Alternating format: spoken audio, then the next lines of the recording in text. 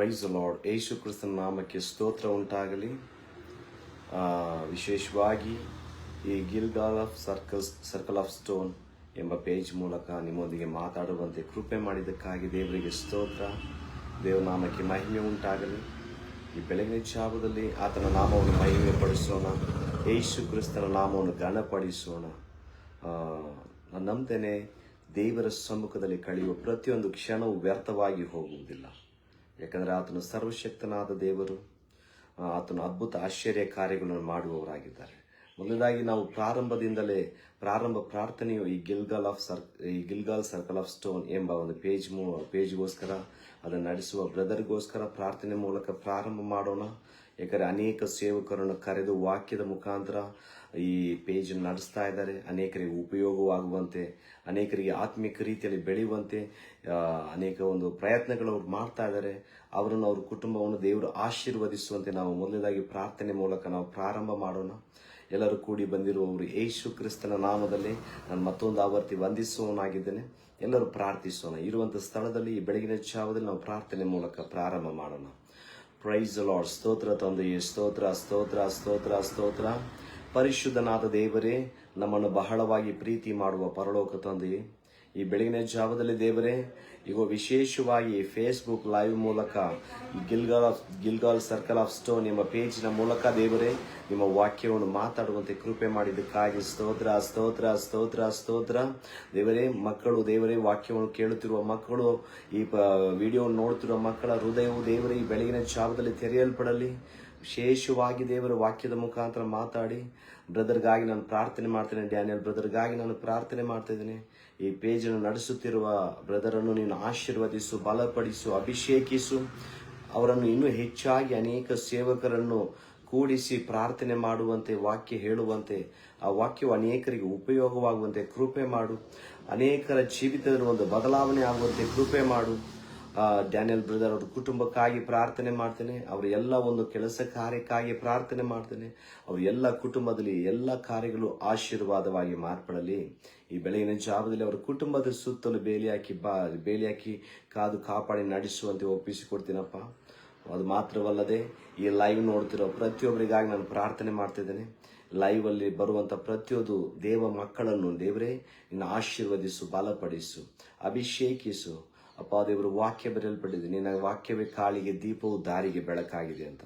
ಬೆಳಗಿನ ಜಾವದಲ್ಲಿ ನಿನ್ನ ಪಾದದಲ್ಲಿ ಹುಡುಕಿ ಬರುವ ಪ್ರತಿಯೊಂದು ದೇವರ ಮಕ್ಕಳನ್ನು ನೀನೇ ನಡೆಸುವವನಾಗಿರು. ನನ್ನನ್ನು ಹುಡುಕುವವರನ್ನು ಕಂಡುಕೊಳ್ಳುವ ಎಂಬುದಾಗಿ ವಾಕ್ಯ ಬರೆದಿರೋ ಪ್ರಕಾರ ದೇವರೇ, ನಿನ್ನನ್ನು ಹುಡುಕಿ ಬರುವ ಪ್ರತಿಯೊಂದು ದೇವರ ಮಕ್ಕಳನ್ನು ನಿಮ್ಮನ್ನು ಕಂಡುಕೊಳ್ಳುವಂತೆ ಕೃಪೆ ಮಾಡು. ಯೇಸು ನಾಮದಲ್ಲಿ ಬಿಡುಗಡೆ ಉಂಟು. ಯೇಸು ನಾಮದಲ್ಲಿ ಅದ್ಭುತ ಉಂಟು. ಯಾರೆಲ್ಲ ಆ ಸರ್ವಶಕ್ತನಾದ ದೇವರಾಗಿರುವ ಯೇಸು ಕ್ರಿಸ್ತನ ನಾಮದಲ್ಲಿ ಕೂಡಿ ಬರ್ತಾರೋ ಅಲ್ಲಿ ಅದ್ಭುತ ಆಶ್ಚರ್ಯ ಕಾರ್ಯಗಳು ಉಂಟು. ಇವರು ವಿಶೇಷವಾಗಿ ಪ್ರಾರ್ಥನೆ ಮಾಡಿ ಒಪ್ಪಿಸಿಕೊಡ್ತಾ ಇದ್ದೇನೆ. ವಾಕ್ಯವನ್ನು ಮಾತಾಡುವಂತೆ ನಾನು ಬಲಪಡಿಸು, ಆಶೀರ್ವದಿಸು. ಇಲ್ಲಿ ಬಂದಿರುವ ಮಕ್ಕಳನ್ನು ನೀನು ಆಶೀರ್ವದಿಸು.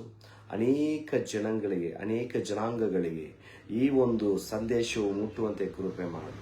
ಈ ಒಂದು ಪೇಜ್ ಅನೇಕರಿಗೆ ಉಪಯೋಗವಾಗುವಂತೆ ಕೃಪೆ ಮಾಡು. ಈ ಫೇಸ್ಬುಕ್ ದೇವರು ನಡೆಸುತ್ತಿರುವ ಮಗಳನ್ನು ಇನ್ನೂ ಹೆಚ್ಚಾಗಿ ಆಶೀರ್ವದಿಸು, ಬಲಪಡಿಸು.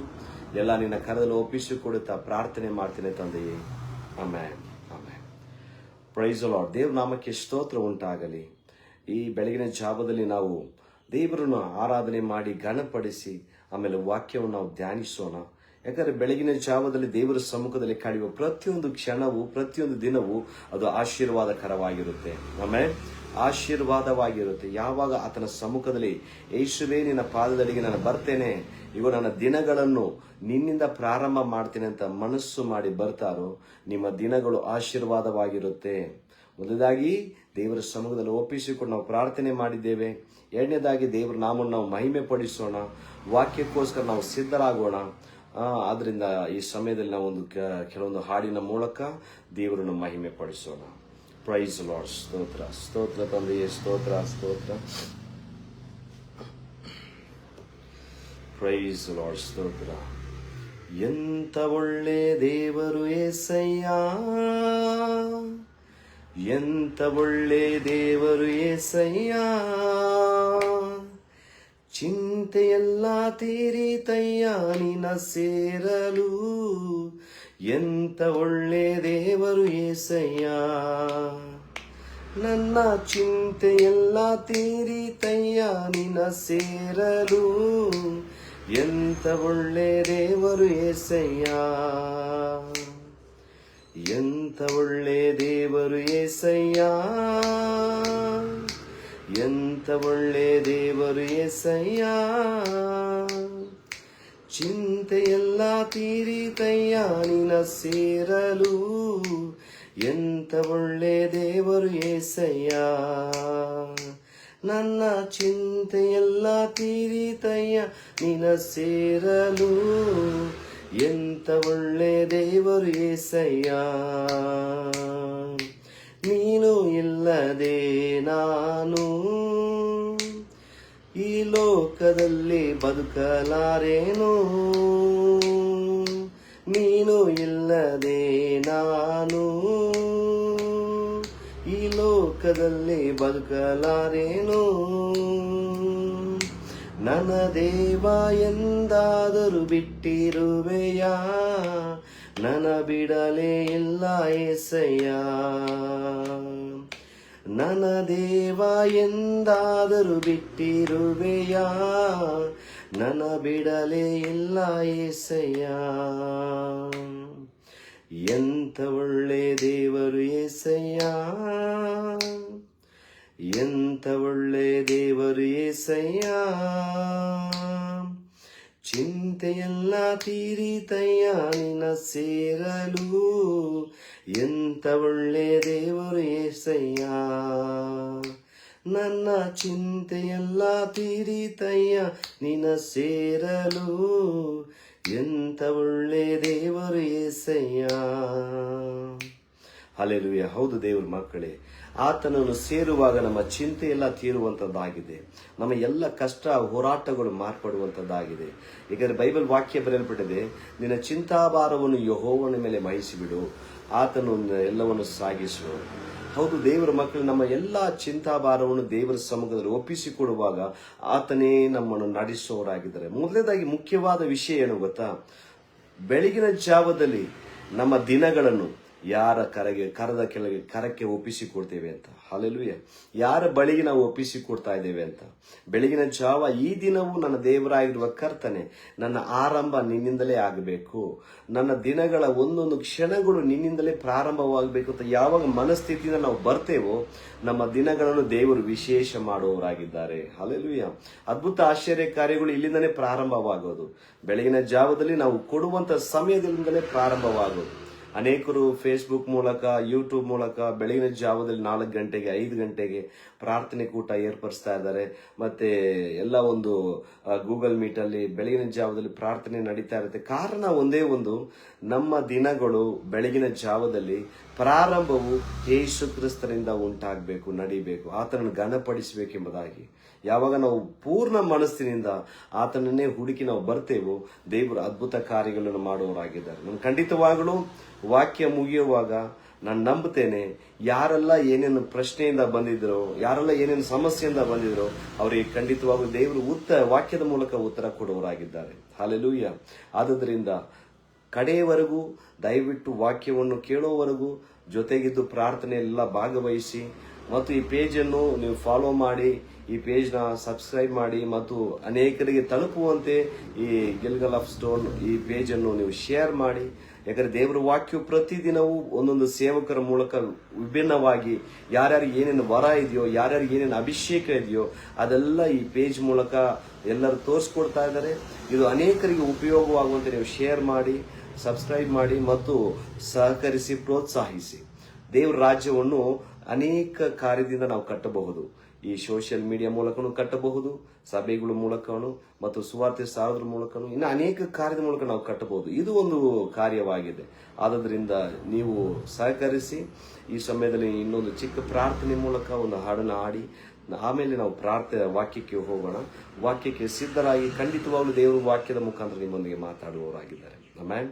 Price the lord. ಸ್ತೋತ್ರ ಸ್ತೋತ್ರ ಸ್ತೋತ್ರ ಸ್ತೋತ್ರ ಸ್ತೋತ್ರಪ್ಪ. ಯೇಸುವೇ, ಈ ಸಮಯದಲ್ಲಿ ನಮ್ಮನ್ನು ನಿಮ್ಮ ಪಾದಕ್ಕೆ ಒಪ್ಪಿಸಿಕೊಡ್ತಾ ಇದ್ದೇವಪ್ಪ. ಈ ಬೆಳಗಿನ ಜಾವದಲ್ಲಿ ದೇವರೇ, ಈಗೋ ದೇವರೇ, ಈ ಪೇಜಲ್ಲಿ ಮಾತಾಡುತ್ತಿರುವಾಗ ಯಾರ್ಯಾರು ದೇವರೇ ವಾಕ್ಯವನ್ನು ಕೇಳ್ತಾ ಇದ್ದಾರೋ, ನನ್ನ ಜೊತೆಗೆ ಸೇರಿ ಆರಾಧನೆ ಮಾಡ್ತಾ ಇದ್ದಾರೋ, ಪ್ರತಿಯೊಬ್ಬರ ಮೇಲೆ ದೇವರೇ ನಿಮ್ಮ ಪರಿಶುದ್ಧವಾದ ಹಸ್ತವು ಇಳಿದು ಬರಲಿ, ನಿಮ್ಮ ಅಭಿಷೇಕವು ಇಳಿದು ಬರಲಿ. ಈ ದಿನದಲ್ಲಿ ಅವರು ವಿಶೇಷತೆಯನ್ನು ಅವರು ಕಾಣಲಿ, ಈ ದಿನದಲ್ಲಿ ಅವರು ಅದ್ಭುತವನ್ನು ಕಾಣಲಿ.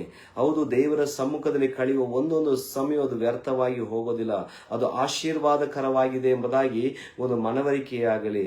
ಇನ್ನು ಅನೇಕ ಕಾರ್ಯಗಳು ಅವರ ಜೀವಿತದಲ್ಲಿ ಮಾರ್ಪಾಡಾಗಿ ನಿನ್ನ ಪಾದದಲ್ಲಿ ಕಾದಿರುವಂತೆ ಕೃಪೆ ಮಾಡು. ಸ್ತೋತ್ರ ಸ್ತೋತ್ರ ಸ್ತೋತ್ರ ಸ್ತೋತ್ರ ಸ್ತೋತ್ರ. ಅಪ್ಪ ದೇವರು, ನಮ್ಮ ಜೀವಿತದಲ್ಲಿ ಹೊಸ ಬದಲಾವಣೆಯನ್ನು ಉಂಟು ಮಾಡು. ಜೀವಿತದಲ್ಲಿ ನಂಬಿಕೆ ವಿಶ್ವಾಸವನ್ನು ಹೆಚ್ಚಿಸುವ ವಾಕ್ಯ ಬರೆಯಲ್ಪಟ್ಟಿದೆ. ನಂಬಿಕೆಯನ್ನು ಹುಟ್ಟಿಸುವವರು ಪೂರೈಸುವವನು ಆಗಿರುವ ದೇವರನ್ನು ದೃಷ್ಟಿಸಿ ಓಡಿ ಎಂಬುದಾಗಿ ನಮಗೆ ನೇಮಕವಾದ ಓಟದಲ್ಲಿ ನಾವು ದೃಷ್ಟಿಸಿ ಓಡುವಂತೆ ನಮ್ಮ ನಂಬಿಕೆಯನ್ನು ಹೆಚ್ಚಿಸು ತಂದೆಯೇ. ನಮ್ಮನ್ನು ಬಲಪಡಿಸು. ಇಲ್ಲಿ ಕೂಡಿ ಬಂದರು ಪ್ರತಿಯೊಬ್ಬರನ್ನು ಬಲಪಡಿಸು. ಎಲ್ಲ ನಿನ್ನ ಕರಲು ಒಪ್ಪಿಸಿ ಕೊಡ್ತೇನೆ. ಸ್ತೋತ್ರ ಸ್ತೋತ್ರ ಸ್ತೋತ್ರ ಸ್ತೋತ್ರ ಸ್ತೋತ್ರ. ಆ ಸರ್ವಶಕ್ತನಾದ ದೇವರೇ, ಪರಿಶುದ್ಧನೇ, ಮಹೋನ್ನತನೇ, ಅಗಮ್ಯವಾದ ಬೆಳಕಿನಲ್ಲಿ ವಾಸಿಸುವವರೇ, ಅಪ್ಪ ದೇವರೇ ನಿಮಗೆ ಸ್ತೋತ್ರ ಸ್ತೋತ್ರ. ದಹಿಸುವ ಬೆಂಕಿಯಾಗಿರುವ ಆತರೇ ನಿಮಗೆ ಸ್ತೋತ್ರ ಸ್ತೋತ್ರ ಸ್ತೋತ್ರಪ್ಪ. ಈ ಬೆಳಗಿನ ಜಾವದಲ್ಲಿ ನಮ್ಮನ್ನು ಬಲಪಡಿಸು ಬಲಪಡಿಸು ಬಲಪಡಿಸು, ಅಭಿಷೇಕಿಸು ತಂದೆಯೇ. ಸ್ತೋತ್ರ ಸ್ತೋತ್ರ ಸ್ತೋತ್ರ ಸ್ತೋತ್ರ. ಪ್ರಾರ್ಥನೆ ವೀರರಾಗಿ ಅಪ್ಪ ದೇವರು ನಾವು ಎದ್ದು ಪ್ರಕಾಶಿಸುವಂತೆ ಕೃಪೆ ಮಾಡು. ನಿಮ್ಮ ಪ್ರಾರ್ಥನೆ ಆತ್ಮವನ್ನು ಸುರಿಸು ಅಪ್ಪ. ಪ್ರಾರ್ಥನೆ ಇಲ್ಲದೆ ಲೋಕದಲ್ಲಿ ದೇವರ ವ್ಯರ್ಥವಾಗಿ ಜನರು ಸಮಯವನ್ನು ಕಳೆಯುತ್ತಿರುವ ಸಮಯದಲ್ಲಿ ಈಗ ನಿಮ್ಮ ಪ್ರಾರ್ಥನೆ ಆತ್ಮವು ಒಬ್ಬೊಬ್ಬರ ಮೇಲೆ ಸುರಿಸಲ್ಪಡಲಿ. ದೇವರ ಮಕ್ಕಳೇ ಪ್ರಾರ್ಥನೆ ಮಾಡೋದನ್ನು ಮರೆತವರಾಗಿದ್ದಾರೆ.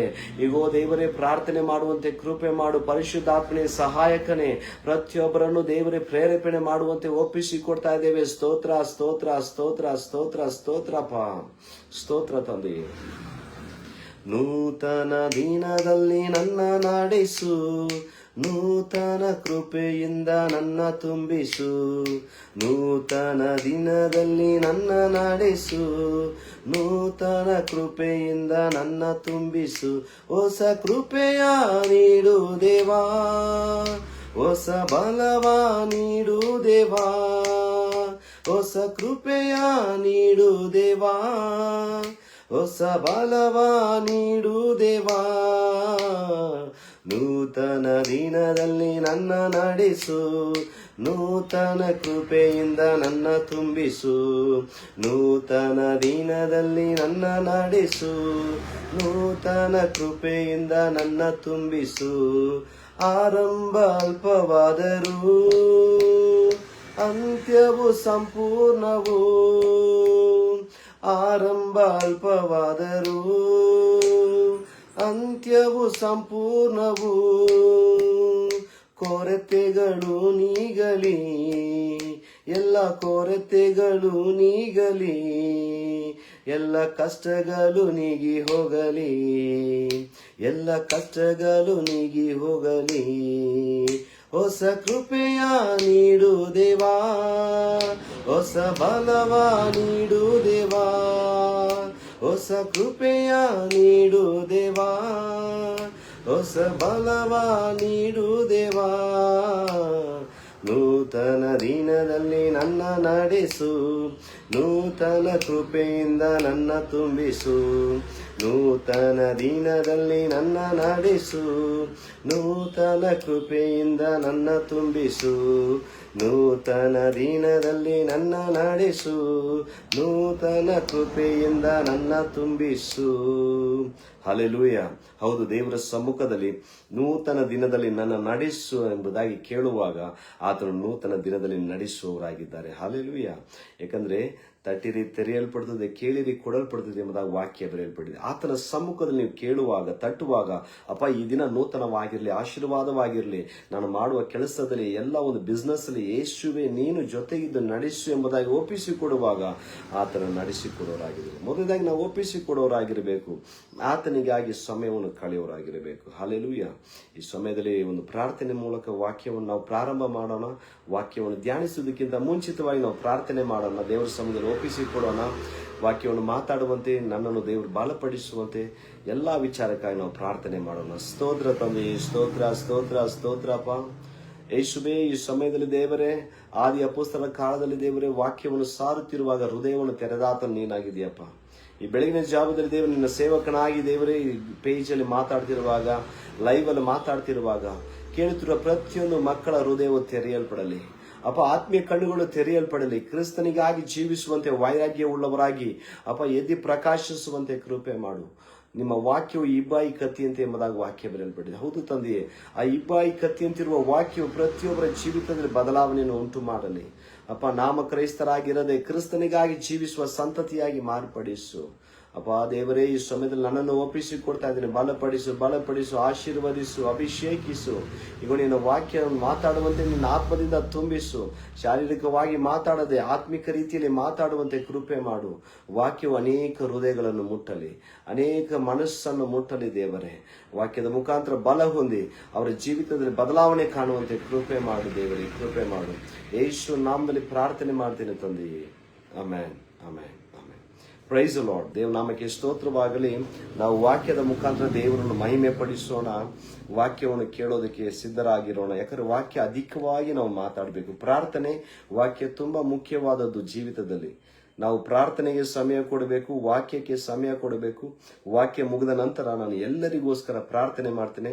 ನಿಮ್ಮೆಲ್ಲರಿಗೋಸ್ಕರ ಪ್ರಾರ್ಥನೆ ಮಾಡುವಾಗ ನೀವು ನಂಬಿಕೆಯಿಂದ, ವಿಶ್ವಾಸದಿಂದ ದೇವರ ಸಮ್ಮುಖದಲ್ಲಿ ಕುಳಿತಿರಿ, ಕಾದಿರಿ. ಆತ ನಿಮ್ಮ ಜೀವಿತವನ್ನು ಬದಲಾಯಿಸುವವರಾಗಿದ್ದಾರೆ. ಆಮೆನ್. ಸೊ ವಾಕ್ಯವನ್ನು ನೋಡೋಣ. ಮೊದಲನೇದಾಗಿ ನಾವು ದೇವರ ಸಮ್ಮುಖದಲ್ಲಿ ಈ ಬೆಳಗಿನ ಜಾವದಲ್ಲಿ ಯಾವುದನ್ನು ಹುಡುಕೋರಾಗಿದ್ದೇವೆ, ಯಾವುದನ್ನು ಮಾಡುವವರಾಗಿದ್ದೇವೆ. ಬೆಳಗಿನ ಜಾವದಲ್ಲಿ ಅನೇಕ ಸಮಯ ಎದ್ದ ತಕ್ಷಣ ನಾವೇನ್ ಮಾಡ್ತೇವೆ, ಸೆಲ್ ಫೋನ್ ನೋಡ್ತೇವೆ. ಯಾರು ವಾಟ್ಸಪ್ ಮೆಸೇಜ್ ಮಾಡಿದ್ದಾರೆ, ಯಾರು ಏನು ಮಾಡಿದ್ದಾರೆ ಎಂಬುದಾಗಿ ಫೋನಲ್ಲೇ ಸಮಯ ಕಳೆಯೋರಾಗಿರ್ತೇವೆ. ಅನೇಕ ಸಮಯ ಎದ್ದ ತಕ್ಷಣ ನಾವು ಇಡೋದೇ ಫೋನಲ್ಲೇ ಕೈ ಇಡ್ತೇವೆ. ಆಮೇಲೆ ಸೊ ಲೋಕವು ಬದಲಾಗ್ತಾ ಇದೆ, ಪ್ರಪಂಚವು ಬದಲಾಗ್ತಾ ಇದೆ. ಯಾವ ರೀತಿ ಬದಲಾಗ್ತಿದೆ ಅಂದ್ರೆ, ಆದಿ ಕಾಲದಲ್ಲಿ ಫೋನ್ನ ಮುಟ್ಟೋದೇ ಇಲ್ಲ. ಕಾಲ್ ಬಂದ್ರೆ ಏನ್ ಮಾಡ್ತಿದ್ರು, ರಿಸೀವ್ ಮಾಡ್ತಿದ್ರು. ಒಂದು 10 ವರ್ಷಗಳ ಹಿಂದೆ ಅಷ್ಟು ಡೆವಲಪ್ಮೆಂಟ್ ಇದ್ದಿಲ್ಲ. ಸ್ಮಾರ್ಟ್ ಫೋನ್ ಇತ್ತು, ಬಟ್ ಅಷ್ಟು ಅಡಿಕ್ಷನ್ ಇದ್ದಿಲ್ಲ. ಅಡಿಕ್ಷನ್ ಇಲ್ಲದೆ ಇರುವಾಗ ಅವ್ರು ಏನ್ ಮಾಡ್ತಾರೆ, ಬೆಳಗ್ಗೆ ಎದ್ದಾಗ ಸ್ವಲ್ಪ ಮುಖ ತೊಳ್ಕೊಂಡು, ಕೈ ಕಾಲು ತೊಳ್ಕೊಂಡು ಪ್ರಾರ್ಥನೆ ಮಾಡಿ ವಾಕ್ಯವನ್ನು ಓದುತ್ತಿದ್ರು, ಧ್ಯಾನಿಸ್ತಿದ್ರು. ಏನಾದ್ರೂ ಕಾಲ್ ಬಂದ್ರೆ ಕಾಲ್ ಮಾತಾಡೋರು, ರಿಸೀವ್ ಮಾಡೋದು. ಇವಾಗೆಲ್ಲ ಎಲ್ಲ ಇಂಟರ್ನೆಟ್ ಮತ್ತು ಸೋಷಿಯಲ್ ಮೀಡಿಯಾ ಬೆಳೆದಿರೋದ್ರಿಂದ ಜನಗಳು ಏನ್ ಮಾಡ್ತಾ ಇದಾರೆ ಅಂದ್ರೆ, ಬೆಳಗ್ಗೆ ಎದ್ದಿದ ತಕ್ಷಣ ಯಾರು ಮೆಸೇಜ್ ಮಾಡಿದ್ದಾರೆ, ಯಾರು ಏನು ಎಂಬುದಾಗಿ ಸೋಷಿಯಲ್ ಮೀಡಿಯಾದಲ್ಲಿ ಮತ್ತು ವಾಟ್ಸಪ್ ಅಲ್ಲಿ ಸಮಯ ಕಳೆಯೋರಾಗಿದ್ದಾರೆ. ಸೊ ಎಲ್ಲ ಸೋಷಿಯಲ್ ಮೀಡಿಯಾ ನೋಡಬೇಕು, ಇಲ್ಲ ಅಂತ ಹೇಳ್ತಾರೆ. ಯಾಕೆ ಅದ್ರ ಮುಖಾಂತರ ನಾವು ದೇವ್ರ ನಾಮ ಮಹಿಮೆ ಪಡಿಸಬೇಕು, ಗಣಪಡಿಸಬೇಕು, ಅದ್ರ ಮುಖಾಂತರ ಸುವಾರ್ತೆ ಸಾರಬೇಕು. ನಾನು ಇಲ್ಲ ಅಂತಲ್ಲ, ಆದ್ರೆ ನಾನು ಬೇಡದ ಕಾರ್ಯವನ್ನು, ಸಮಯವನ್ನು ಕಳೀತಿದಾರಲ್ಲ, ಅಂತ ವಿಷಯಕ್ಕೆ ನಾನು ಮಾತಾಡ್ತಿದ್ದೇನೆ. ಯಾಕಂದ್ರೆ ದೇವರ ವಾಕ್ಯವು ನಮ್ಮ ಒಳಗಡೆ ಇರಬೇಕಾದ್ರೆ ದೇವರ ವಾಕ್ಯವನ್ನು ನಾವು ಹುಡುಕೋರಾಗಿರಬೇಕು. ಆಮೇಲೆ ದೇವರ ವಾಕ್ಯನ ನಾವು ಕ್ರಿಸ್ತನಲ್ಲಿ ನೆಲೆಯಾಗಿರ್ಬೇಕಾದ್ರೆ ಆತನೊಂದಿಗೆ ಒಳ್ಳೆ ಒಂದು ಅನುಬಂಧವನ್ನು, ಒಳ್ಳೆ ಒಂದು ಸ್ನೇಹವನ್ನು ಬೆಳೆಸಿಕೊಂಡವರಾಗಿರಬೇಕು. ಹಾಲೆಲೂಯ. ವಾಕ್ಯವನ್ನು ನೋಡೋಣ. ಯೋಹಾನನು ಬರೆದ ಸುವಾರ್ತೆ 15ನೇ ಅಧ್ಯಾಯ 7ನೇ ವಾಕ್ಯ. ಯೋಹಾನನು ಬರೆದ ಸುವಾರ್ತೆ 15ನೇ ಅಧ್ಯಾಯ 7ನೇ ವಾಕ್ಯ. ಅದರಲ್ಲಿ ಈ ರೀತಿಯಾಗಿ ಬರೆಯಲ್ಪಟ್ಟಿದೆ,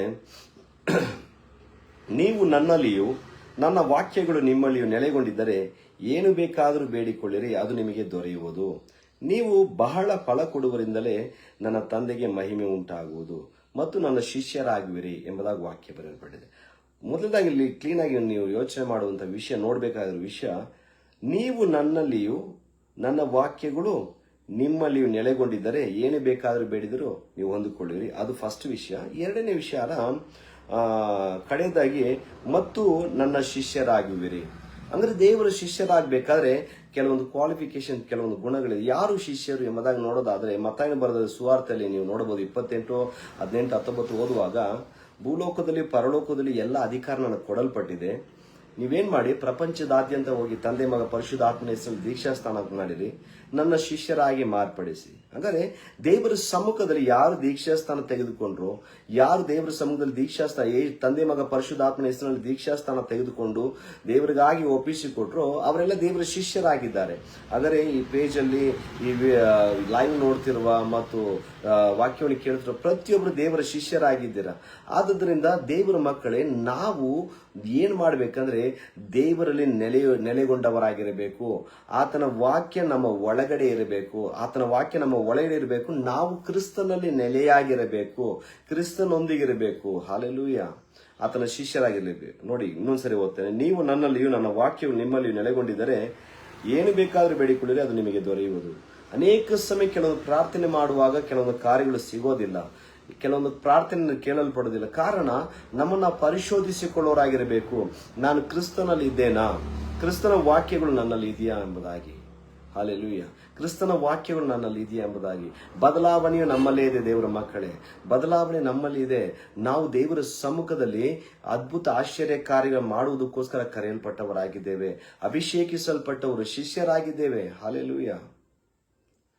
ನೋಡಿ, ಅದರಲ್ಲಿ ವಾಕ್ಯ ಬರೆಯಲ್ಪಟ್ಟಿದೆ, ಪ್ರಪಂಚದಾದ್ಯಂತ ಹೋಗಿ ತಂದೆ ಮಗ ಪರಿಶುದ್ಧಾತ್ಮನ ಹೆಸರಿನಲ್ಲಿ ದೀಕ್ಷಾ ಸ್ಥಾನ ಕೊಡಿರಿ, ನನ್ನ ಶಿಷ್ಯರಾಗಿ ಮಾರ್ಪಡಿಸಿ. ಹಲ್ಲೆಲೂಯಾ. ಹಂಗಾರೆ ದೀಕ್ಷಾ ಸ್ಥಾನ ತೆಗೆದುಕೊಂಡ ಪ್ರತಿಯೊಬ್ಬರು ದೇವರ ಶಿಷ್ಯರಾಗಿದ್ದಾರೆ. ಅವ್ರಿಗಿರುವಂತ ಗುಣ ಏನಾಗಿರ್ಬೇಕಂದ್ರೆ, ದೇವರ ವಾಕ್ಯ, ಸತ್ಯವೇದದಲ್ಲಿರುವ ವಾಕ್ಯವು ನಿಮ್ಮ ಒಳಗಡೆ ನೆಲೆಗೊಂಡಿರಬೇಕು ಮತ್ತು ನೀವು ಕ್ರಿಸ್ತನಲ್ಲಿರುವವರಾಗಿರಬೇಕು. ನಾವು ಕ್ರಿಸ್ತನಲ್ಲಿರುವ, ಬೈಬಲ್ ವಾಕ್ಯ ಬರೆಯಲ್ಪಟ್ಟಿದೆ, ನನ್ನನ್ನು ಬಲಪಡಿಸುವ ಆತನಲ್ಲಿ ಇದ್ದುಕೊಂಡು ಎಲ್ಲದಕ್ಕೂ ನಾನು ಶಕ್ತನಾಗಿದ್ದೇನೆ ಎಂಬುದಾಗಿ ಫಿಲಿಪ್ಪಿಯರಿಗೆ ಬರೆದ ಪತ್ರಿಕೆ. ಹೌದು ದೇವರ ಮಕ್ಕಳೇ, ಮೊದಲನೇದಾಗಿ ದೇವರು ನಮ್ಮನ್ನು ಬಲಪಡಿಸುವವರಾಗಿದ್ದಾರೆ. ನನ್ನನ್ನು ಬಲಪಡಿಸುವ ಆತನಲ್ಲಿ ಇದ್ದುಕೊಂಡು, ಅಂದ್ರೆ ನಾನು ದೇವರಲ್ಲಿ ಇದ್ದುಕೊಂಡೆ ಎಲ್ಲಾ ವಿಚಾರವನ್ನು ಮಾಡಲು ಸಾಧ್ಯ. ಬೆಳಗಿನ ಜಾವದಲ್ಲಿ ಅನೇಕ ಸಮಯ ಎದ್ದಿದ ತಕ್ಷಣ ಒಂದು ಟೆನ್ಷನ್ ಇರುತ್ತೆ, ಎದ್ದಿದ ತಕ್ಷಣ ಒಂದು ಹೋರಾಟ ಇರುತ್ತೆ, ಎದ್ದಿದ ತಕ್ಷಣ ಒಂಥರ ತಲೆಯಲ್ಲಿ ಗಲಿಬಿಳಿ ಇರುತ್ತೆ. ಇವತ್ತು ಕೆಲಸಕ್ಕೆ ಹೋಗ್ಬೇಕು, ಶರೀರ ಆಲಸ್ಯ ಆಗಿರುತ್ತೆ, ಟಯರ್ಡ್ ಆಗಿರುತ್ತೆ. ಆದ್ರೂ ಕೆಲಸಕ್ಕೆ ನಮ್ಮ ಶರೀರವನ್ನು ಎಳೆದುಕೊಂಡು ಹೋಗೋ ತರ ಇರುತ್ತೆ. ಕಾರಣ ಏನಕ್ಕಂದ್ರೆ, ನಮಗಿರುವ ಅವಶ್ಯಕತೆಗಳು, ಮನೆ ಬಾಡಿಗೆ ಆಗಲಿ, ಮಕ್ಕಳ ಒಂದು ಫೀಸ್ ಆಗಲಿ, ಮತ್ತು ಎಲ್ಲ ಒಂದು ಸಾಲದ ಹೋರಾಟವಾಗಲಿ, ಎಲ್ಲಾ ವಿಚಾರದಲ್ಲಿ ನಾವು ಬಂಧಿಸಲ್ಪಟ್ಟವರಾಗಿ ಏನ್ ಮಾಡ್ತಿದ್ದೀವಿ, ನಮ್ಮ ಶರೀರವು ಎಳ್ಕೊಂಡು ಹೋಗ್ತಾ ಇದೆ. ದುಡಿಬೇಕು, ಕಷ್ಟಪಡಬೇಕು, ಎಲ್ಲ ಓಡ್ತಾ ಇದೀವಿ. ಆದರೆ ಇದರ ಮಧ್ಯದಲ್ಲಿ ನಾನು ಹೇಳ್ತಾ ಇರೋದು ಒಂದೇ ಒಂದು, ನಿಮ್ಮ ಬೆಳಗಿನ ಜಾವವನ್ನು ದೇವರಿಗೆ ಒಪ್ಪಿಸಿಕೊಟ್ಟು, ಏಸಪ್ಪ, ಈ ಬೆಳಗಿನ ಟೈಮ್ ಪ್ರಾರಂಭ ನಿನ್ನಿಂದನೇ ಆಗಲಿ, ನಿನ್ನ ವಾಕ್ಯ ನನ್ನ ಒಳಗಡೆ ಇರಬೇಕು, ನಾನು ನಿನ್ನಲ್ಲಿ ನೆಲೆಯಾಗಿರಬೇಕು ಎಂಬುದಾಗಿ ಮನಸ್ಸು ಮಾಡುವ ಪ್ರತಿಯೊಬ್ಬರಿಗೂ ದೇವರು ಅದ್ಭುತ ಆಶ್ಚರ್ಯ ಕಾರ್ಯವನ್ನು ಮಾಡುವವರಾಗಿದ್ದಾರೆ, ಬಿಡುಗಡೆ ಮಾಡುವವರಾಗಿದ್ದಾರೆ. ಆತನ ಶಿಷ್ಯರಾಗಿರಬೇಕಾದ್ರೆ ಸ್ಥಿರವಾಗಿ ನಾವು ಆತನ ವಾಕ್ಯವನ್ನು ಪಾಲಿಸೋರಾಗಿರಬೇಕು. ಇನ್ನೊಂದು ವಾಕ್ಯ ನೋಡಿ, ಮತ್ತಾಯ ಬರೆದ ಸುವಾರ್ತೆ 6ನೇ ಅಧ್ಯಾಯ 34ನೇ ವಾಕ್ಯದಲ್ಲಿ, 33ನೇ ವಾಕ್ಯದಲ್ಲಿ, ಮತ್ತಾಯ ಬರೆದ ಸುವಾರ್ತೆ 6ನೇ ಅಧ್ಯಾಯ 33ನೇ ವಾಕ್ಯ, ಹೀಗಿರುವುದರಿಂದ ನೀವು ಮೊದಲು ದೇವರ ರಾಜ್ಯಕ್ಕಾಗಿಯೂ ನೀತಿಗಾಗಿಯೂ ತವಕ ಪಡಿರಿ, ಇವುಗಳ ಕೂಡ ಅವೆಲ್ಲವೂ ನಿಮಗೆ ದೊರಕುವು. ಆದ್ದರಿಂದ ನಾಳಿನ ವಿಷಯವಾಗಿ ಚಿಂತೆ ಮಾಡಬೇಡಿರಿ, ನಾಳಿನ ದಿನವು ತನ್ನದನ್ನು ತಾನೇ ಚಿಂತಿಸಿಕೊಳ್ಳುವುದು, ಆ ಹೊತ್ತಿನ ಕಾಟ ಹೊತ್ತಿಗೆ ಸಾಕು ಎಂಬುದಾಗಿ ವಾಕ್ಯ ಬರೆಯಲ್ಪಟ್ಟಿದೆ. ಹೌದು, ಅನೇಕ ಸಮಯ ನಾಳಿನ ಚಿಂತೆ, ನಾಳಿನ ದುಃಖ, ನಾಳಿನ ಕಾರ್ಯವು ಒಬ್ಬ ಮನುಷ್ಯನ ಪರಿಸ್ಥಿತಿಯನ್ನೇ ಬದಲಾಯಿಸುವಂತದ್ದಾಗಿದೆ. ನೀವು ಕೇಳಿ ನೋಡಿ, ನೀವು ಅನೇಕ ಜನರು ನೀವು ನೋಡಿರಬಹುದು, ಯಾವ್ದಾದ್ರು ಆಸ್ಪತ್ರೆಗೆ ಹೋಗುವಾಗ BP ಜಾಸ್ತಿ ಆಗಿದೆ, ಇಲ್ಲ ಶುಗರ್ ಜಾಸ್ತಿ ಆಗಿದೆ, ಲೋ BP ಆಗಿದೆ, ಏನೇ ಒಂದು ಆಗಿದ್ರು, ಇಲ್ಲ ಹಾರ್ಟ್ ಪ್ರಾಬ್ಲಮ್ ಇದ್ರು, ಏನಾದ್ರು ಜಾಸ್ತಿ ಯೋಚನೆ ಮಾಡ್ತೀರಾ, ಯಾವ್ದಾದ್ರು ಚಿಂತೆ ಮಾಡ್ತೀರಾ, ಏನಾದ್ರು ಕಷ್ಟ ಇದೆಯಾ ನಿಮಗೆ ಎಂಬುದಾಗಿ ಫಸ್ಟ್ ಏನ್ ಮಾಡ್ತಾರೆ, ಪ್ರಶ್ನೆ ಕೇಳ್ತಾರೆ. ಕಾರಣ, ಒಬ್ಬ ಮನುಷ್ಯನಿಗೆ ಅನಾರೋಗ್ಯ ಬರುವುದು, ಒಬ್ಬ ಮನುಷ್ಯನಿಗೆ ವ್ಯಾಧಿ ಬರೋದು ಕಾರಣ ಒಂದೇ ಒಂದು, ಅವನು ಯೋಚನೆ ಮಾಡುವ ಯೋಚನೆಯಿಂದ, ನಾಳಿನ ಕುರಿತ ಚಿಂತೆಯಿಂದ, ನಾಳಿನ ಕುರಿತು ಒಂದು ಹೋರಾಟದಿಂದ. ಬೆಳಗ್ಗೆ ಎದ್ದಿದ ತಕ್ಷಣ ಏನು ಚಿಂತೆ, ಒಂದು ಹೋರಾಟ, ಏನು ಮಾಡೋದು, ಇವ್ರಿಗೆ ಇದು ಮಾಡ್ಬೇಕಲ್ಲ, ಇಷ್ಟ ಹಣ ಬೇಕಲ್ಲ, ಈ ಕಾಸು ಬೇಕಲ್ಲ, ಇವ್ರು ಕೊಡ್ಬೇಕಲ್ಲ, ಅವ್ರು ಕೊಡ್ಬೇಕೆಂಬುದಾಗಿ ಒಂದು ಯೋಚನೆ, ಚಿಂತೆ ಒಬ್ಬ ಮನುಷ್ಯನನ್ನು ಒಂದು ಬಲಹೀನನಾಗಿ ಮಾರ್ಪಡಿಸ್ಬಿಡುತ್ತೆ, ಒಂದು ವ್ಯಾಧಿಯಸ್ಥನಾಗಿ ಮಾರ್ಪಡಿಸ್ಬಿಡುತ್ತೆ. ಅನೇಕರು ಶುಗರ್ BP ಪೇಷಂಟ್ಸ್ ಇದ್ದಾರೆ, ಅನೇಕರು ವ್ಯಾಧಿಯಸ್ಥರಾಗಿದ್ದಾರೆ, ಅನೇಕರು ಡಿಪ್ರೆಷನ್ ಅಲ್ಲಿದ್ದಾರೆ. ಕಾರಣ ಒಂದೇ ಒಂದು, ಅವರು ಸರಿಯಾದ ಮಾರ್ಗವನ್ನು ತಿಳಿದುಕೊಳ್ಳಿಲ್ಲ. ನಾನು ಹೇಳೋದು ಒಂದೇ ಒಂದು, ಬೆಳಗಿನ ಎಷ್ಟೇ ಸಮಸ್ಯೆಯಲ್ಲಿ, ಹೋರಾಟ ಇರಲಿ, ಬೈಬಲ್ ವಾಕ್ಯ ಬರೆಯಲ್ಪಟ್ಟಿದೆ, ನಿನ್ನ ಭೂಯಾತ್ರೆ ಚಿಂತೆಯನ್ನು ಯೆಹೋವನಿಗೆ ವಹಿಸಿಬಿಟ್ಟು ಭರವಸೆದಿದ್ದರೂ ಆತನೇ ಅದನ್ನು ಸಾಗಿಸುವನು. ಭೂಲೋಕದಲ್ಲಿ ಚಿಂತೆ ಇದೆ, ಅದನ್ನು ದೇವರು ವಹಿಸ್ಬಿಟ್ಟು, ದೇವರೇ ನನ್ನ ಕೈಲಿ ಆಗ್ತಾ ಇಲ್ಲ, ಓಡಕ್ಕೆ ಆಗ್ತಾ ಇಲ್ಲ, ಏಸಪ್ಪ ನನ್ನ ಕೈಲಿ ಓಡಕ್ಕೆ ಆಗ್ತಾ ಇಲ್ಲ, ನೀನು ನನ್ನ ಜೀವಿತವನ್ನು ಬದಲಾಯಿಸಲು ಶಕ್ತರಾಗಿದ್ದೀರಾ. ಈ ಬೆಳಗ್ಗೆ ಟೈಮಲ್ಲಿ ನಾನು ಮೊಣಕಾಲಾಕಿ ಪ್ರೇಯರ್ ಮಾಡಿ, ಇವ್ರಿಗೆಲ್ಲ ಇದು ಕೊಡಬೇಕು, ಮಕ್ಕಳಿಗೆ ಫೀಸ್ ಇದೆ, ಮನೆದು ಈ ಕಾರ್ಯ ಇದೆ, ಲೋನ್ ಇದಿದೆ, ಒಂದೊಂದು ವಿಚಾರ ದೇವರ ಹತ್ರ ಮಾತಾಡಿ, ಒಂದು ಸ್ನೇಹಿತನೊಂದಿಗೆ ಮಾತಾಡುವಂತೆ ಮಾತಾಡಿ. ನೀವು ಸ್ನೇಹಿತನೊಂದಿಗೆ ಮಾತಾಡುವಾಗಲೇ ಒಂದೊಂದಾಗಿ ದೇವರು ಅದನ್ನು ಬದಲಾಯಿಸಲು ಶಕ್ತರಾಗಿದ್ದಾರೆ. ಹಲ್ಲೆಲೂಯಾ. ನಾಳಿನ ಕುರಿತು ಚಿಂತೆ ಮಾಡಬೇಡಿರಿ. ಮೊದಲನೇದಾಗಿ ನಾನು ಹೇಳ್ತಾ ಇರೋದು ಒಂದೇ ಒಂದು, ನೀವು ನನ್ನಲ್ಲಿಯೂ ನನ್ನ ವಾಕ್ಯಗಳು ನಿಮ್ಮಲ್ಲಿ ನೆಲೆಗೊಂಡಿದ್ದರೆ ಏನು ಬೇಕಾದರೂ ಬೇಡಿಕೊಳ್ಳಿರಿ, ನಿಮಗೆ ದೊರೆಯುವುದು. ಒಂದು ವಾಕ್ಯ ನಮ್ಮ ಒಳಗಡೆ ನೆಲೆಗೊಂಡಿರ್ಬೇಕಾದ್ರೆ, ದೇವರಲ್ಲಿ ನಾವು ನೆಲೆಗೊಂಡಿರ್ಬೇಕಾದ್ರೆ ನಮ್ಮ ಮೈಂಡ್ ಫ್ರೀ ಆಗಿರಬೇಕು, ನಮ್ಮ ಒಳಗಡೆ ಖಾಲಿಯಾಗಿರಬೇಕು. ಅರ್ಥ ಆಗ್ತಿದ್ಯಾ? ನಮ್ಮ ಒಳಗಡೆನೆ ಅನೇಕ ಚಿಂತೆಗಳು, ಹೋರಾಟಗಳು ತುಂಬಿಕೊಂಡಿರುವಾಗ ವಾಕ್ಯ ಹೆಂಗೆ ತುಂಬಿಸಿಕೊಳ್ಳಕ್ಕಾಗುತ್ತೆ? ವಾಕ್ಯ ಹೇಗೆ ಒಳಗಡೆ ಕ್ರಿಯೆ ಮಾಡುತ್ತೆ? ಈ ಚಿಂತೆ ಹೋರಾಟದ ಮಧ್ಯದಲ್ಲೂ ವಾಕ್ಯಕ್ಕೆ ಸಮಯ ಕೊಡೋರಾಗಿರಬೇಕು, ಸತ್ಯವೇದವನ್ನು ಧ್ಯಾನಿಸೋರಾಗಿರಬೇಕು. ಬೆಳಗ್ಗೆ ಎದ್ದಿದ ತಕ್ಷಣ ಫಸ್ಟ್ ಮಾಡುವಂತ ಕೆಲಸ, ಎದ್ದಿದ ತಕ್ಷಣ ಮುಖ ಕೈಕಾಲು ತೊಳ್ಕೊಂಡು ಒಂದು ಚಿಕ್ಕ ಪ್ರಾರ್ಥನೆಯನ್ನು ಮಾಡಿ ವಾಕ್ಯಕ್ಕೆ ಅಧಿಕ ಸಮಯ ಕೊಡಿ, ವಾಕ್ಯವನ್ನು ಓದಿ. ಯಾಕಂದ್ರೆ ಆದಿಯಲ್ಲಿ ವಾಕ್ಯವಿತ್ತು, ವಾಕ್ಯ ದೇವರ ಬಳಿಯಲ್ಲಿತ್ತು, ಆ ವಾಕ್ಯವೇ ದೇವರಾಗಿತ್ತು. ಹಾಗಾದ್ರೆ ದೇವರ ಸಮ್ಮುಖದಲ್ಲಿ ನೀವು ಮಾತಾಡ್ತಾ ಇದ್ದೀರಾ, ದೇವರ ಸಮ್ಮುಖದಲ್ಲಿ ನೀವು ನಿಮ್ಮ ಕಷ್ಟಗಳನ್ನು ಹೇಳ್ಕೊಳ್ತಾ ಇದ್ದೀರಾ, ದೇವರ ಸಮ್ಮುಖದಲ್ಲಿ ನೀವು ಹುಡುಕ್ತಾ ಇದ್ದೀರಾ. ಹಲ್ಲೆಲೂಯಾ. ಅನೇಕ ಸಮಯ ಹೇಳ್ತೀವಿ, ನನ್ನನ್ನು ಹುಡುಕುವವರು ನನ್ನನ್ನು ಕಂಡುಕೊಳ್ಳುವವರು ಅಂತ ವಾಕ್ಯ ಬರೆದಿರೋ ಪ್ರಕಾರ ಎಲ್ಲಿ ಹೋಗಿ ಹುಡುಕ್ತೀರಾ? ಎಲ್ಲಿ ಹೋಗಿ ದೇವ್ರನ್ನ ಹುಡುಕ್ತೀರಾ? ಏಸಪ್ಪನ ಎಲ್ಲಿ ಹುಡುಕ್ತೀರಾ? ದೇವರ ವಾಕ್ಯದ ಮುಖಾಂತರ ನೀವು ಹುಡುಕೋದು. ನೋಡಿ, ಕ್ಲೀನಾಗಿ ವಾಕ್ಯ ಬರೆಯಲ್ಪಟ್ಟಿದೆ. ಮತ್ತಾಯನ ಬರೆದ ಸುವಾರ್ತೆ 6ನೇ ಅಧ್ಯಾಯ 33. ಹೀಗಿರುವುದರಿಂದ ನೀವು ಮೊದಲು ದೇವರ ರಾಜ್ಯಕ್ಕಾಗಿಯೂ ನೀತಿಗಾಗಿಯೂ ತವಕ ಪಡಿರಿ, ಇವುಗಳ ಕೂಡ ಅವೆಲ್ಲವೂ ನಿಮಗೆ ದೊರಕುವವು. ಹಂಗಾರೆ ಅವುಗಳೆಲ್ಲ ದೊರಕುವು. ನಿಮ್ಮ ಅವಶ್ಯಕತೆಗಳು, ನಿಮಗೆ ಬೇಕಾದ ಕಾರ್ಯಗಳು ಎಲ್ಲವನ್ನು ದೇವರು ಒದಗಿಸಿಕೊಡೋರಾಗಿದ್ದಾರೆ. ಆ ಯೇಸು ಕ್ರಿಸ್ತನ ನಾಮದಿಂದ ಎಲ್ಲವೂ ಸಾಧ್ಯ. ದೇವರ ಮಕ್ಕಳೇ, ನಾವು ಮೊದಲನೇದಾಗಿ ದೇವರ ಸಮ್ಮುಖದಲ್ಲಿ ಆತನನ್ನು ಹುಡುಕೋರಾಗಿರಬೇಕು. ಫಸ್ಟ್ ಹುಡುಕೋರಾಗಿರಬೇಕು ಆತನ ಸಮ್ಮುಖದಲ್ಲಿ. ಯಾಕಂದ್ರೆ ಬೈಬಲ್ ವಾಕ್ಯ ಬರೆದ್ಬಿಟ್ಟು, ಇದೋ ನಾನು ಹೋಗುತ್ತೇನೆ, ನಿಮಗೆ ಸಮಾಧಾನವನ್ನು ಇಟ್ಟು ಹೋಗ್ತೇನೆ. ಏನಕ್ಕೆ ಹೇಳಿದ್ರು ಸಮಾಧಾನವನ್ನು ಇಟ್ಟು ಹೋಗ್ತೇನೆ ಅಂತ? ಸಮಾಧಾನ ಇಲ್ಲದೆ ಅನೇಕ ಜನರು ಹೋರಾಡ್ತಾ ಇದ್ದಾರೆ. ನೆಮ್ಮದಿ ಇಲ್ಲ, ಸಮಾಧಾನ ಇಲ್ಲ. ಕಾರಣ ಲೋಕದ ಚಿಂತೆ ಮನುಷ್ಯನನ್ನು ಬಂಧಿಸಿದೆ. ಅದರಿಂದ ಹೊರಗಡೆ ಬರಬೇಕಾದ್ರೆ ಒಂದು ಮಾರ್ಗ ಉಂಟು. ಅದರಿಂದ ಹೊರಗಡೆ ಬರಬೇಕಾದ್ರೆ ಒಬ್ಬರು ಇದ್ದಾರೆ, ಅವರೇ ಸರ್ವಶಕ್ತನಾದ ಯೇಸು ಕ್ರಿಸ್ತರು. ಹಲ್ಲೆಲೂಯ. ಯೇಸು ಕ್ರಿಸ್ತನಿಂದ ಎಲ್ಲವೂ ಸಾಧ್ಯ. ಯೇಸು ಕ್ರಿಸ್ತನಿಂದ ಎಲ್ಲ ಅದ್ಭುತಗಳು ಸಾಧ್ಯ. ಕೆಲವರು ಪ್ರಶ್ನೆ ಬಂದ್ಬಿಡುತ್ತೆ, ಆದರೆ ದೇವರು ಪ್ರಾರ್ಥನೆ ಮಾಡಿದ ತಕ್ಷಣ ಸಾಲ ಬಂದು ತೀರಿಸ್ಬಿಡ್ತಾರ, ಸಾಲ ಬಂದು ಇದು ಮಾಡ್ಬಿಡ್ತಾರ? ನಾನು ಹೇಳ್ತಾ ಇರೋದು ಆ ವಿಚಾರ ಅಲ್ಲ. ನೀವು ಸಮಯನ ದೇವ್ರಿಗೆ ಕೊಟ್ಟು ನೋಡಿ, ನಿಮ್ಮನ್ನು ದೇವರು ಆಶೀರ್ವದಿಸ್ತಾರೆ. ನಿಮ್ಮ ಕೆಲಸಗಳು ಅಭಿವೃದ್ಧಿ ಆಗುತ್ತೆ. ನಿಮ್ಮ ಎಲ್ಲ ಕಾರ್ಯಗಳು ಆಶೀರ್ವಾದವಾಗಿ ಮಾರ್ಪಡುತ್ತೆ. ನಿಮಗೆ ಬೇಕಾದ ಅಗತ್ಯಗಳು ದೇವರೇ ಪೂರೈಸೋರಾಗಿದ್ದಾರೆ. ಹಲ್ಲೆಲೂಯಾ. ಆದ್ರಿಂದ ಮೊದಲನೇದಾಗಿ ನಾವು ದೇವರ ರಾಜ್ಯವನ್ನು, ನೀತಿಯನ್ನು ಹುಡುಕೋಣ, ಆತನ ವಾಕ್ಯದಲ್ಲಿ ನೆಲೆಯಾಗಿರೋಣ. ಯೆಹೋಶುವನಿಗೆ ಅದು ಹೇಳಿದ್ದು ದೇವರು. ಯೆಹೋಶುವನಿಗೆ ಅದು ಹೇಳಿದ್ದು. ಯೆಹೋಶುವನ ಪುಸ್ತಕ ತೆಗೆದುಕೊಳ್ಳಿ, ಬುಕ್ ಆಫ್ ಜೋಶುವ ಚಾಪ್ಟರ್ 1. ಯೆಹೋಶುವನ ಪುಸ್ತಕ 1ನೇ ಅಧ್ಯಾಯ 8ನೇ ವಾಕ್ಯ ನೋಡಿ. ಯೆಹೋಶುವನ ಪುಸ್ತಕ 1ನೇ ಅಧ್ಯಾಯ 8ನೇ ವಾಕ್ಯ.